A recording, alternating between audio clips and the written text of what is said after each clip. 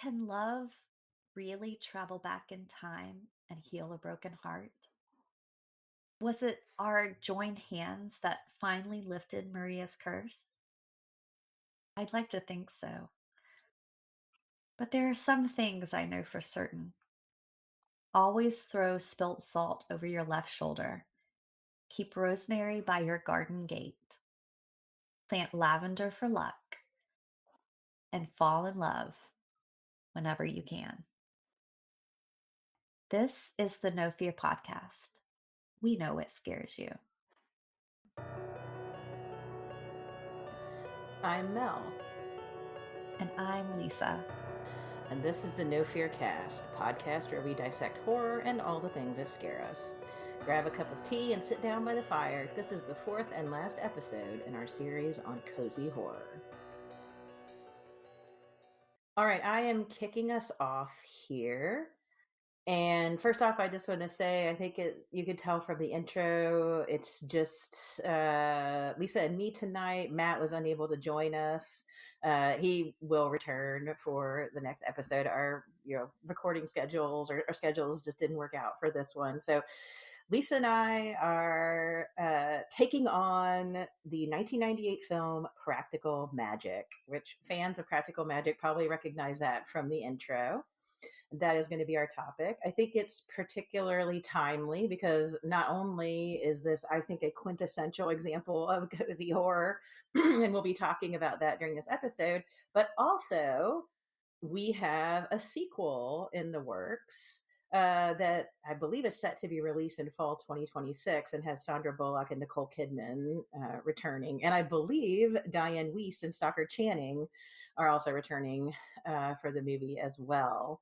So just quickly, a couple stats on this. As I mentioned earlier, this movie came out in 1998. It was based on the Alice Hoffman novel of the same name that was published in 1995. The movie was directed by Griffin Dunn. I already mentioned the kind of forming stars. We have the kind of present, younger generation, I guess you would say, Sandra Bullock and Nicole Kidman. So Sally and Jillian.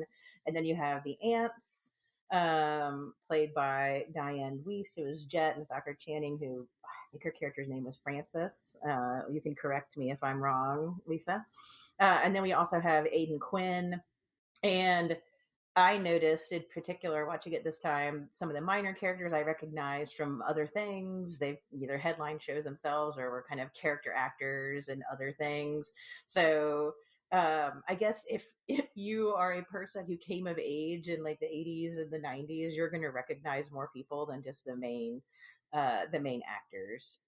And as I mentioned, there is a sequel that's coming, and that is based on another Alice Hoffman book because Alice Hoffman has the Practical Magic series, which is 4 books: Practical Magic, The Rules of Magic, Magic Lessons, and The Book of Magic.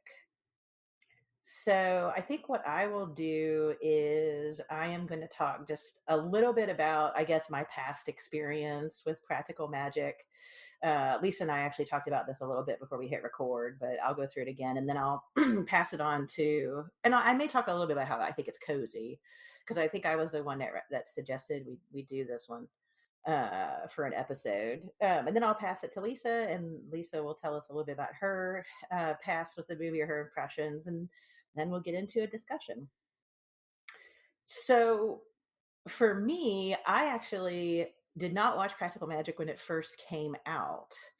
I ended up in one of those weird situations that we had before we had streaming services, where I had watched a lot of Practical Magic as catch can. I just turn it on and be on TV. I think this is a phenomenon that people of a certain age understand, and newer generations may not so much, now that we just watch things on demand and we don't like channel surf and then stop and see something. But several years ago, I was like, I need to just sit down and watch this movie from beginning to end. I very much enjoyed it. I've watched it a few times now. Part of the reason that I enjoyed it, I think, is because, well, it's one of the reasons that some critics didn't like it when it came out. I think I mentioned before on this podcast that I enjoy genre bending or mashups. I like it when you can't necessarily point to exactly what mode something is. So the fact that there's it's kind of like a rom-com, but there's also scary, creepy stuff, and then it's almost like a police thing happening because you have the police become involved, and then it's also like almost like a coming of age and also a friendship movie, almost like a buddy movie to a certain extent. And of course, you have like the community aspect and the family. There's all these sorts of cool themes that maybe wouldn't seem to all go together on first blush, but I thought worked really well together. So for me, watching this, I'm like, oh, this has all the things that I find really interesting. Um, and so, it's not surprising that when we were working on Toil and Trouble, I watched it again a time or two because, it's kind of part. I mean, I guess in some ways, people think of it as part of the kind of um, witchy thing that was going on in pop culture in like the 90s. The other thing I think I want to talk about is the coziness of it. I've already touched on that a little bit, but I mean, you're basically in this amazing house that I want to live in. I think everybody does, by the seashore. It's got that small town vibe. It's a little bit Shirley Jackson esque because people chant and taunt them because there's witches. But it's toned down enough to be a little cozy. It takes place in multiple seasons, but it really has like a fall feel to it. And you have, the family aspect I mentioned earlier. They was it Sally opens up a botanical shop because of her experience with their herb garden and all of that, and they're making food. You have the whole midnight margarita scene, which is awesome. I mentioned before we hit record that I think we should have planned better and had our own like midnight margarita while doing this particular episode. We're sorry we did not plan that ahead of time. But I think we need more midnight margarita parties personally. It's just there's a lot of fun stuff, and then you have the underlying kind of horrors, which we will talk about. We will talk about that kind of darker aspect that comes later. You also have the almost like Ray Bradbury esque like nostalgia feel to it, with I think the generational shifts. It's just a perfect movie for fall, I think. So yeah, that's kind of my, I guess, relationship with Practical Magic, the film, and then my thoughts on why we needed to include it in our cozy series. I do want to get back into the books. I started reading Practical Magic, and I ended up getting knocked off track and had to return it to the library many years ago, and just never went back to it. So now that there's 4 books and there's a sequel coming, I feel like I need some audiobook marathoning over the winter, maybe get through these Alice Hoffman magic books so I can prepare myself. So I'm going to end my stream of consciousness background here and toss it to you, Lisa. What are your thoughts on Practical Magic? Whatever you want to do, your relationship with the movie, your impressions. Are you drinking a margarita now? However you want to approach it. I'm not drinking a margarita now. I do feel like if you and me and Matt all lived back in the same town, so listeners, we used to all live together, not together, but in the same small town. And I feel like we could have pulled off the Midnight Margarita recording for this podcast.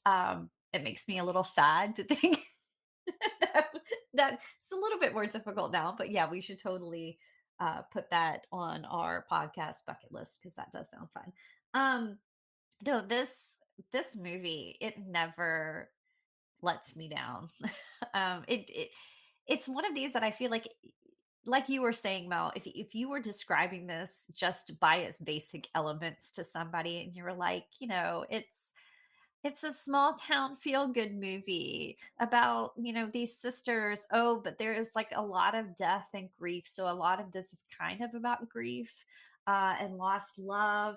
But it's also about finding love and falling in love. And it's about fear and it's about vomiting frogs. And there's a serial killing and poisoning and, and witchcraft. And the more and more you kind of add on to it, the stranger this movie sounds, but it comes together so lovely. I think part of that is the writing of Alice Hoffman. Um, I'm like you, I haven't read the series. I have experience with the first book. I say experience because I don't have a whole lot of memory of it. Um, I read it a while ago, so I need to probably revisit it. But um, yeah, it is a great cozy movie, and I like that it pulls off this kind of junction of romance and horror, which I think is difficult to do. But when it's done well, when I think about the movies that I love, um like, and I apologize, you're going to hear my dogs in the background because they are right at my feet playing. um but yeah, I don't know, I do like it. I do have I do have a really funny kind of history with this movie. The first time I watched it was in the theater, and I have this is such a vivid memory for me that every time I watch this movie, I think about it, and I laugh because I know kind of how it turned out for me. Being that we're doing this podcast, and I've kind of made my career off of writing about horror and witches because of Toil and Trouble. Um, but when this movie came out, I had just started university. So I was a freshman. I had only been in the dorms. It had to have come out in like September or October of 1998 because I just remember only being in the dorms for a very short period of time. And I had met this group of girls that I was becoming friends with, and I didn't know them too well, but they suggested that we go to a movie one night, and I was so excited because I love going to the movies. I go all the time, even now. It's not unusual for me to go see 1 or 2 movies a week, in the theater, but then also, like, I'll watch more than that at home, easily 1 a day. I always have them on, like, in the background when I'm doing something, so I love film. So when they suggested we go to the movies, I was like, "Yes, let's go, let's go." And they picked Practical Magic. They were like, "Oh, there's this Sandra Bullock like romance movie." And I was like, "I'm down. Let's watch it." Um so we go to watch this movie, and then I sit there not knowing much about what it was about and watching this glorious like witchy movie unfold before me. And I remember sitting there watching it and having the thoughts that, number one, I hadn't seen such a cozy witch movie like this. That presented witchcraft so realistically. Um, because there are a lot of fantastical elements in this movie. There's a lot of supernatural in this movie, but it felt very realistic. It reminded me in that way of The Craft, which was it's still one of my favorite witch movies, but at that point in the 90s, it was definitely one of my favorite movies. But that one is also kind of dark when you think about it because when the when the girls in that movie get a hold of the craft, the witchcraft, and they gain powers by completing their coven, almost all of them kind of use their powers not only like for kind of selfish reasons for themselves, but also to enact revenge on people. And it it goes dark very quickly. And this movie goes to a dark place too, but I found it very interesting the way witchcraft was presented, and that just a lot of it. And I'm sure we can kind of get into the nitty-gritty of it later, but I liked I liked the way the witches were presented in the town. It felt very like Shirley Jackson-esque, because the townspeople, like, were coming to them for help, then at the same time, they were shunning them, and at the time, I wasn't even reading Shirley Jackson, so I didn't have that kind of language really, but, um, the reason I bring this up is because I was watching it with these girls in the theater, and I remember just falling in love with this movie and thinking, "Oh, I found my people," like, they picked this perfect movie that we're going to watch. And so I was all smiles when we left the movie theater, and we all pile into the car, and As soon as the door shut, all of them are like, "That was the most evil movie I've ever seen." Like, I think a demon came out of the screen and, like, possessed us as we were watching it, and, I should mention this, school I went to was an evangelical Christian school, and immediately I just thought, "Oh, no, I haven't found my people." So it was kind of a funny thing for me. I don't know, it kind of mirrors, I think, a little bit of what was happening, like, on the screen as far as the townspeople, like, keeping um, their distance and kind of shunning the Owens, sisters because of their connection to witchcraft and because they kept connecting it to, like, devil worship and demons and something evil.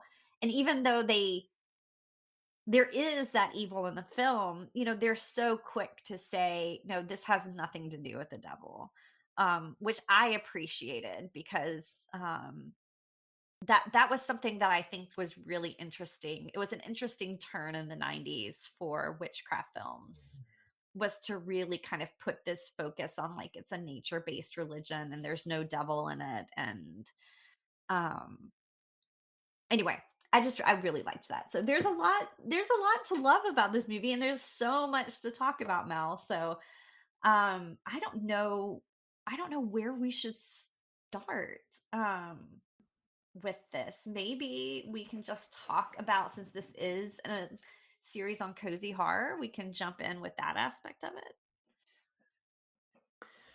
Yeah, we can, but I also what you were saying about the representation of witchcraft I thought was really interesting. So if you're okay with it, I Yeah, might just add a little jump bit in. to that. Yeah, and then I'm sure we can swing it back to cozy since that's our main topic.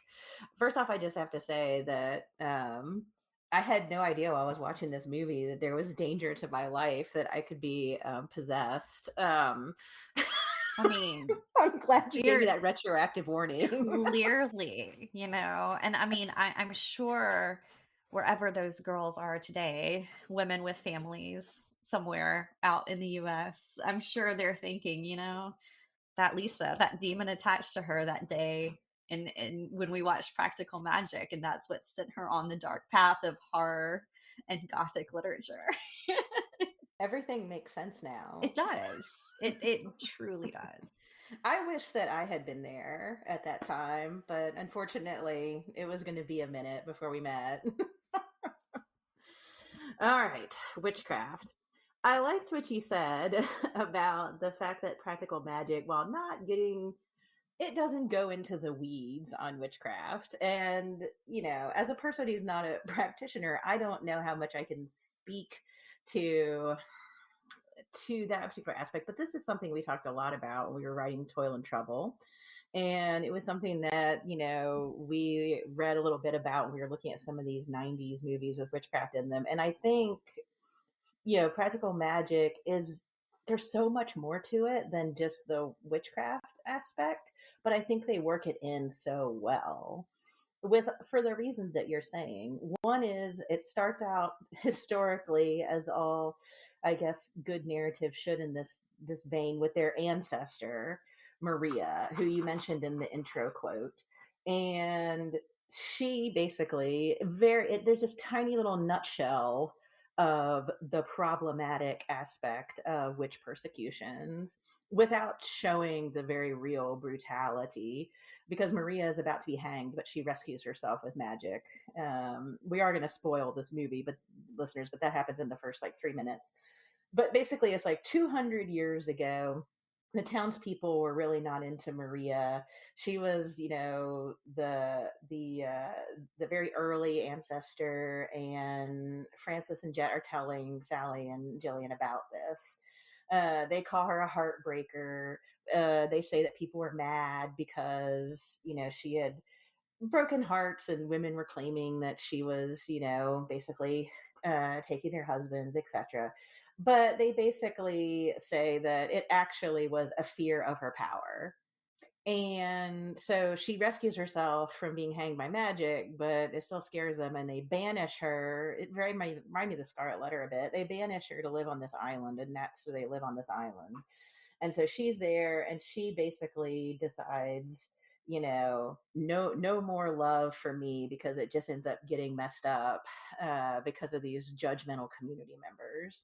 And so that's how they get this curse that if you fall in love with if basically if you fall in love, uh the man usually dies, and so you have this tragedy that has befallen Sally and Jillian, where their father passed away, their mother was so broken up by it, she dies. And so they basically are kind of orphaned, and that's why they came and live with Francis and Jet. So even though this is a cozy movie, we start from the very beginning with this idea of the dangers of being different and the dangers of not conforming and the dangers of just trying to be yourself, and how often that can lead to exaggerations, lies, false accusations, and danger, especially if you're in times when there are these persecutions happening, which is also kind of Shirley Jackson esque, I think, too, a little bit Hawthorne there. Now we're in the present, and just like you mentioned, we have the kids chanting the childhood rhymes at them, and so they've always been kind of ostracized and outcasts. You have the conflicts in like the PTA with the phone tree because Sally's kind of seen as an outsider. Sally doesn't want her kids to be involved in witchcraft at all because her husband and love of her life passed away, and now she's living with the aunts again. And you have this kind of idea of Sally having these powers that she doesn't want to touch because they're dangerous. Like when they were kids, Sally, when she saw a woman coming who was lovelorn and trying to get a spell, she said, "I hope I never fall in love." And Jillian wants to fall in love. And the ramifications of those choices as children follow them, through their lives. But the other aspect of witchcraft that I thought was interesting in it was just how normalized it was in a way. Like they barely talked about it because they didn't have to. And I think that's part of what you were mentioning, Lisa.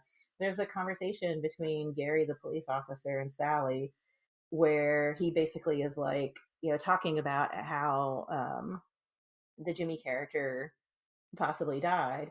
And she's talking about how the idea, what people call witchcraft is often just another type of knowledge. And so she talks about what the different things in the greenhouse mean and the things that she makes for her botanical store.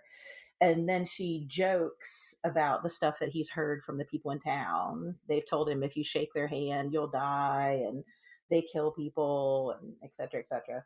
And she's like, "Oh yeah, we jump off the roof of the house and fly at Halloween, and we kill our husbands, blah blah blah." She's just joking. And then he says something about being with the devil, and she says, "There is no devil in the craft."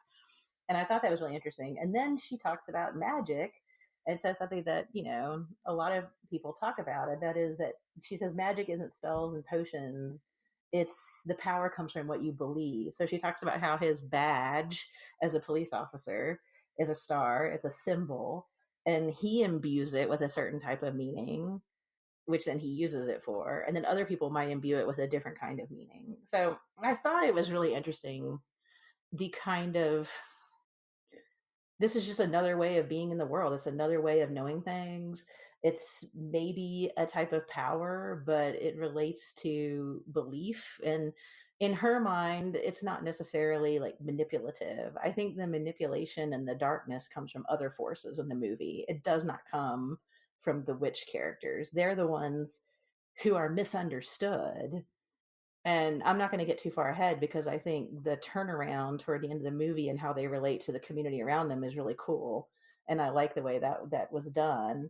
But when you are talking about its representation of witchcraft, I think it's part of the coziness because it's like all the trappings of it go with that. But it's also just like, what's the word I'm looking for? It's brought into like everyday life, I think, in a really comforting way. It creates these bonds, these family connections. It also kind of pushes them apart too, but that's life. I mean, grief is part of life, and I think the movie interrogates that really well. um Sally can't move on until she's experienced that grief. But yeah, I liked the way they showed the mistrust and the ostracization, but then they also allowed us as the viewers to see the witchcraft as just part of everyday life. Um, there's no there's no danger on their side. They're not doing anything that the community members are accusing them of, and I thought that that was a really interesting way of, yeah, if you think of, like, a horror movie with witches, it doesn't always do that, and I thought that that was really cool. Yeah, I completely agree with your your take on that. Yeah, I mean, you're right. A lot of the darkness, a lot of if we want to use the word evil, comes from outside sources, and they're just trying to deal with it. Maybe the only time I think that they kind of welcome in that is when one of their aunts, I think it is Aunt Frances, says, "You can't you can't practice magic and at the same time take it lightly. Like, you can't profess that you don't believe in it, but then still try to make it work for you." And there was a lot of talk about in this film about things that we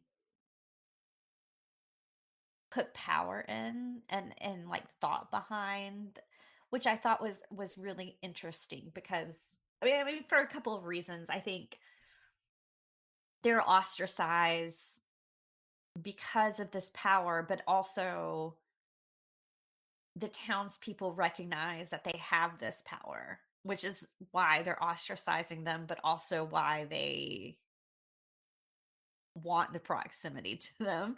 I don't know. It was this really interesting dynamic that felt very real. I did like the historic grounding of that. It felt very realistic. But I also liked what it meant, I think, for Sally and Jillian because both of them had been running from that in different ways. Jillian was out there like experiencing life, but at the same time like professing like I will never be somebody's wife. I'll never like do this. I'll never she kind of puts up like she it's almost like she's having these relationships but she's like I don't want to ever fall in love, which puts ends up that does end up putting her in danger. Um But then you also have Sally who is like professing, I want to be normal. Like that's her whole through line in the movie, really, is she just wants to be normal. She just wants to have a normal life. But so she's running from kind of who she is and who her family is and where she comes from. And she has to come to terms with that too, which kind of goes with this idea of you can't, you can't have the magic without really believing in it. Um, They were both sisters and in very different ways, I think, are so closed off to experiencing it, and it's like you said, I mean, that, like, flows over into their real life because Sally has to experience grief because she experiences love, like, she wants to shut herself off from love, but she doesn't. Um In fact, when she does fall in love in the beginning and loses her first husband, her girl's father, she blames her aunts for that because she's like, "Well, I wasn't gonna fall in love, you brought him in," you know? Um, because that's what they do. They help with love. That's part of, like, their powers, and then Jillian is, like, running away from it. So I don't know, it was just I really liked how thematically it all kind of tied in well. Um, but I do think, like, since we are kind of talking about the coziness, like I think the witchcraft itself, the way it's presented, is something that does feel very cozy because it's dependent not only on the family members they have, but by the end, the community that they form. Um, which I really like. I really liked that. I mean, and plus just the idea of opening like an herb and soap shop in a small town also sounds very nice.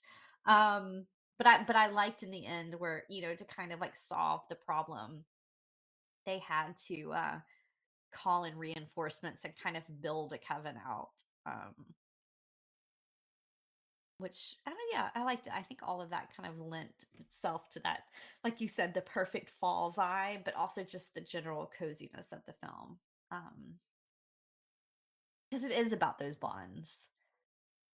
Yeah, I mean, listening to you talk about these aspects, one thing I was thinking was the community ostracizes them because they need them, to a certain extent. It's like, I think a lot of what the community doesn't like in them are things they see in themselves. Because they'll come after dark and seek advice, but in the daylight around everybody else, they, are taunting. And I think that also comes out just a little bit in the end because people have different reasons for why they do that. And I agree with you that part of the cozy and part of the thing that I think is so good about the movie that draws people in is not just like the family relationships and the bonds between the aunts and um, uh, Sally and Jillian, but also the relationship, of course, between Sally and Jillian, which is sisters, but also friends. I think a lot of people see a lot of themselves in that. And then also, yes, like you have the happy ending of bringing the community together. But the thing I thought was most fascinating about that, and I was kind of looking at my notes while you were talking, and we will, I'm sure, talk about the darkness that brings them together. But part what brings them together is that Jillian's abusive boyfriend won't get out of the picture literally even after he's dead. And so, and I know we both want to talk a little bit about that and what that means and how that works in the movie. But I thought it was cool that, they're like, we need a coven. Do you have any friends? Well, of course, Sally's been like taunted by these people her entire life. She's like, how am I going to get 12 people, But this idea of women's community, she has ironically become the head of the phone tree because of Jillian helping her with magic. And so she uses the parents' phone tree to see who will come and help her. And, there are people who are like, yes, she's finally acknowledging the fact that she's different from us, that she has this background. And they're happy because they've been irritated with her because she won't just be who she is. I thought that those are the people who I think were either her friends or potential friends. And then there are the people who are just like, I just want to see the entire house, right? The people who are scorning them. But once they all get there and realize what's going on, they all realize that they have experienced this or know someone who has, like, it's a community of people who understand each other. And I think I really like the way that they're all brought together in that way because Sally is admitting that she's different and needs help. And they're admitting that they've either always wanted to support her or didn't and are curious. And it's what binds them together. It's what they have in common that makes them build those bonds. So I think that's one of the most kind of, I don't know, like empowering might be too strong of a word, but uplifting things about the movie is that um it shows that sometimes women need to join together, even if they're not necessarily friends or don't necessarily think that they would get along. There's a lot more that ties them together. There's a lot more that ties us together in our experiences in this world. And so they can kind of identify, even though they don't understand the magical part of it and the supernatural part and I guess possession idea of it, because it's an abusive relationship that literally becomes possession supernaturally. Um, they are like, we get this in a real life sense. And I think, one of the characters says at one point in the movie, what is it? All relationships have problems. Like it doesn't matter what type of relationship it is or how it started or if magic is involved or whatever. We're human beings and all relationships have problems. And this is something we talk about over and over again on this podcast is how just being human means we have to deal with a ton of pain. And I'm not trying to be glib. It's an existential fear that we all have. And I don't, there's no way to prepare yourself or, we're going to have loss. We're going to have grief and there's going to be problems in relationships. And I thought it was interesting that this movie, like about magic, is just showing us that that's the way life is, whether it happens in a magical realm or the real life realm or whatever, or dark fantasy, or you want to call it, it's the same. But I want to lead us into the possession aspect because I know you've got thoughts on that, Lisa. So I'll just kind of, for people who haven't watched the movie or it's been a minute, I'll briefly get to how we get here. So Jillian leaves because she's like, she wants to live. She doesn't want to be closed off like she thinks Sally is. And so as soon as she can, she leaves, and it's her meeting uh the Jimmy who she ends up with. I'm like blanking on his last name. But she meets up with Jimmy, and basically he is a very dark and possessive kind of individual, and we don't have Jimmy Angelov, that's his full name. um we don't have large number of scenes of them together, but I thought it was interesting. The ones that we get are enough without showing it too graphically, I guess I would put it that way. That this guy's abusive and possessive and not good news. We see in just subtle scenes that in order to just go and do anything and like be away from him for any amount of time, Jillian has to sedate him. Um, and there's also like this kind of dark history to him, that he's got this Dracula cowboy thing going on. She says he's from near Transylvania, so there's some horror aspects there.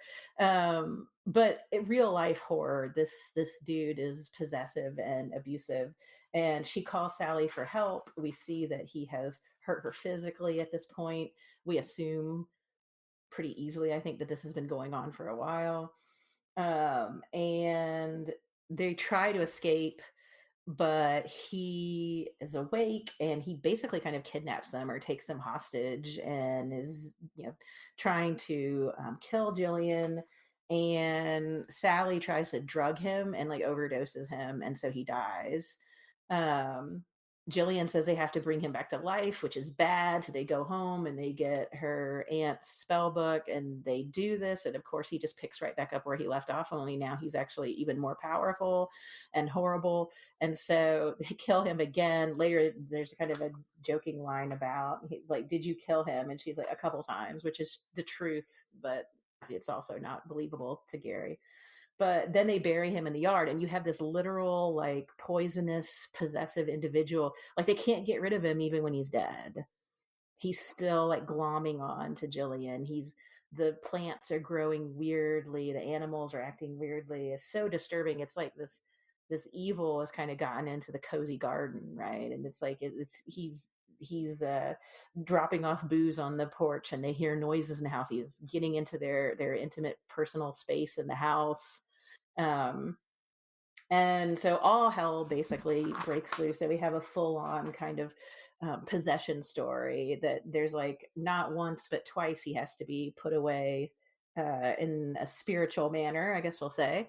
There is so much more I could say about this at this point, though. I think my main point is that I liked the way the movie had the realistic aspect of this abusive relationship shown very succinctly but very effectively, and the way that also worked in real life but also with magic.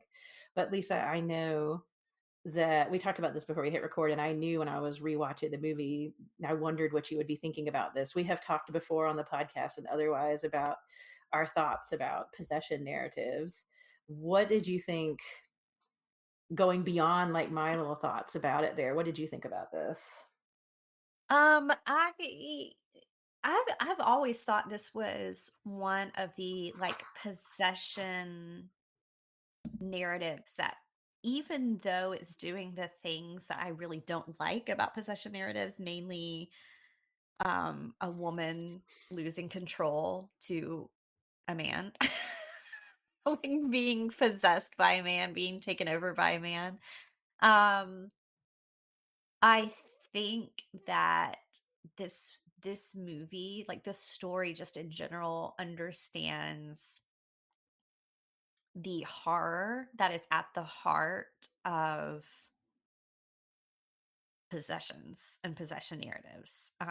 And that is, a woman, like, completely losing agency of, like, her body and her mind and soul, if we want to describe it that way.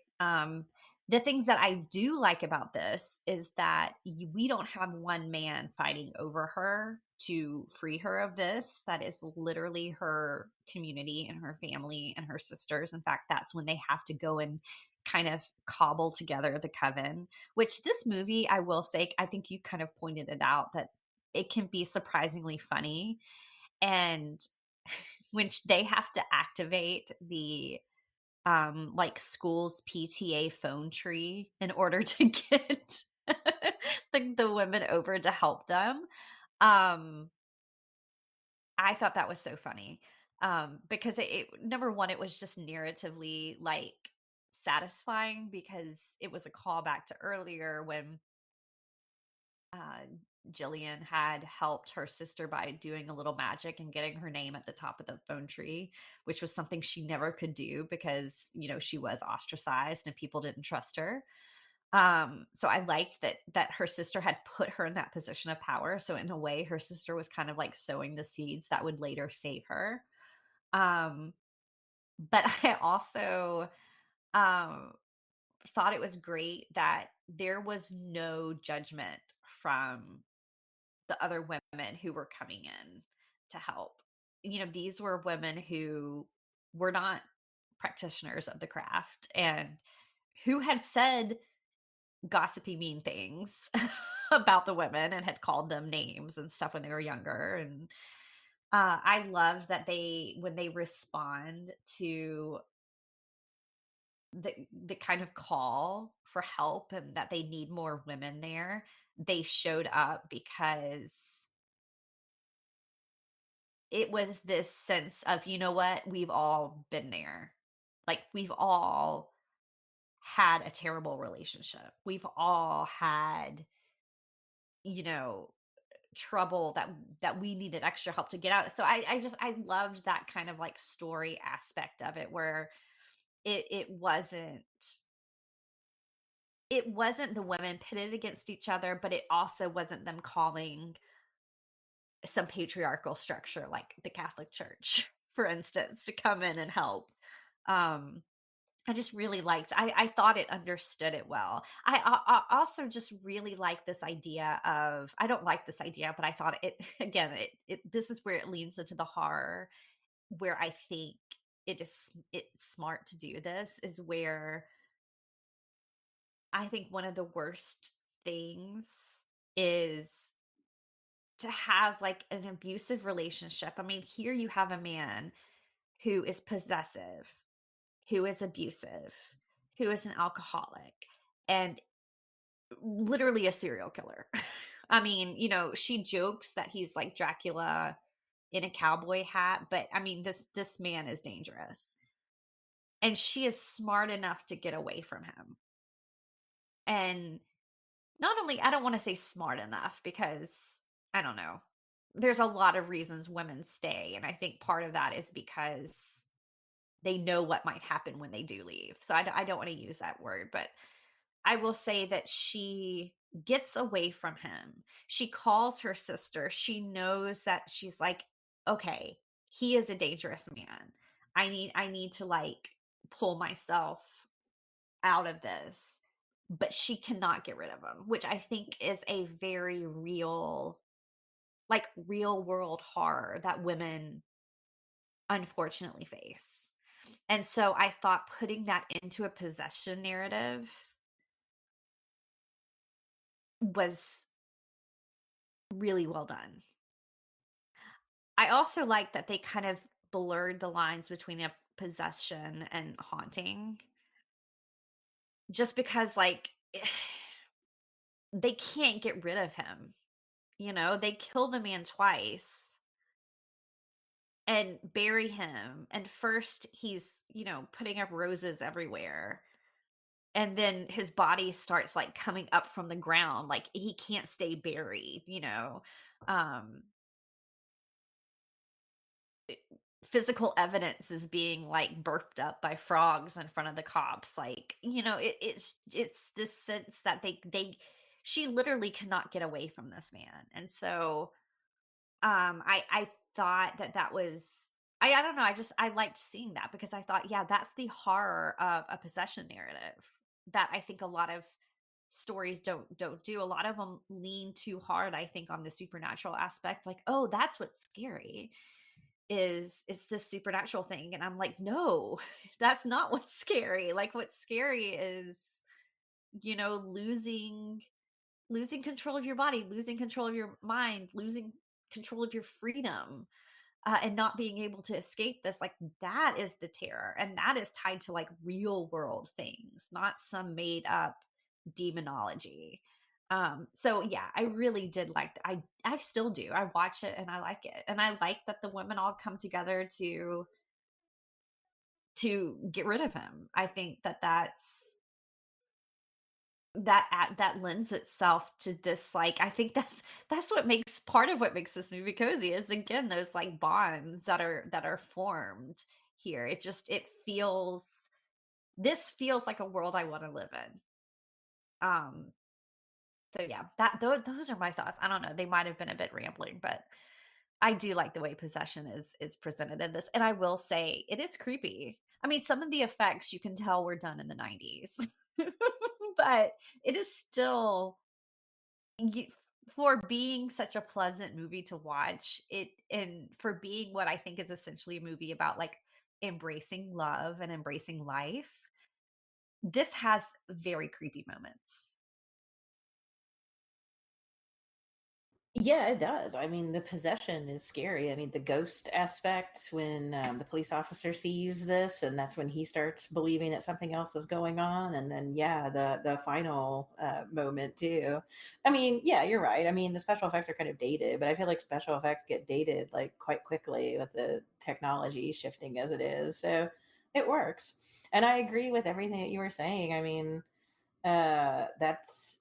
that's one of the things that caught my eye about it, mentioning earlier, is that it really shows the real life aspect of not being able to escape these sorts of situations. I don't want to retread everything that you said, but I do think part of the power of the movie is that Jillian had the bond with Sally and her aunts, that even though she left them and even though she was like, I don't want to live my life like you guys, when push came to shove, it was that helped give her, like, she had someone she could call and get help from. Um, and then, yeah, I mean, Jimmy was a terrible person, whether he was alive or dead, and so it just shows that aspect of it, that he's not going to go away, and that is something that happens in abusive relationships. You decide you're going to leave, and the person follows you. I mean, I think we know this. Sally even becomes in danger because she goes to help her when the possession first starts and Gary, the police officer, is there. He can't help them. Like, even the police can't help. His gun is useless. It's his star that he holds up that ends up kind of dissolving Jimmy, but it doesn't get rid of him. He's just waiting until they're alone to come back again. And I thought that was interesting too. It's like every single outside thing that Jillian can call on to try to help her in this situation cannot help in this situation because he just will not stop trying to hold on to her and trying to hurt her, basically. In fact, part of being possessive and being abusive is trying to isolate a person. And he was doing that when he was alive, and he's doing it when he's dead, because at the end, Jillian is like, I don't want anybody else to get hurt. Just let him take me. That's all he wants is me. He just wants to take her away from her friends and her family and everything that means anything to her. All these real life aspects of the abusive relationship are found in this movie, even in the supernatural possession narrative. Um, and yeah, just like you said, the fact that it's the community of women, there's a little bit of a witch in all of us. One of them says at one point, they all can kind of like come together and end this problem, which of course is a movie, so you get the happy ending. But it takes us thematically, I think, really well throughout the film as well. Because at the end, they've been fully um, reinstated in the community. The community has completely embraced them, and they actually do jump off the roof and fly on Halloween. But everybody is there, and of course, the police officer is there because Sally, has her second love with Gary, and we have this kind of we begin in ostracization and violence, and we end with this almost like reconciliation based on their shared experiences in the world. And I think that's also part of the coziness and why a lot of people like it as well. Well, I also want to add, while we're talking about this kind of wonderful atmosphere, this soundtrack is I would go so far as to say iconic. It is so much fun. I mean, it's got some 90s music in there, so that's kind of fun for, like, a throwback. Like, the one that stands out to me was Faith Hill's "This Kiss." But beyond that, there's Stevie Nicks, which, come on, I mean, how can you have a cozy witch movie and not have Stevie Nicks on the soundtrack? But it's got, Stevie Nicks, Joni Mitchell, Elvis Presley, Nick Drake, Marvin Gaye, Harry Nilsson, of course, doing the famous, like, Midnight Margarita scene. Um, it's and plus Alan Silvestri does, the, like, orchestral music, um, that is when you hear it, it just, it just evokes practical magic. I don't know. It's it's very pleasant. It makes me want to go plant lavender in my yard, and pretend that I'm a witch for just a few minutes. But yeah, I don't know. I felt like we couldn't talk about this movie without at least mentioning that. Lisa, I am so glad that you mentioned the soundtrack, and I agree with you on everything that you said about it. The theme song, in particular, when it starts up, just makes me want to like cover up in a blanket and drink tea or coffee and just be cozy. And listeners, I hope that if you have never watched Practical Magic, you go watch it and you enjoy it. If you have, I hope that we have done it justice in your mind with our discussion. And I really hope that you have enjoyed our series that we have done on cozy horror. I feel so cozy. I feel like I have celebrated this fall so well, with all the coziness that we have discussed and partaken in.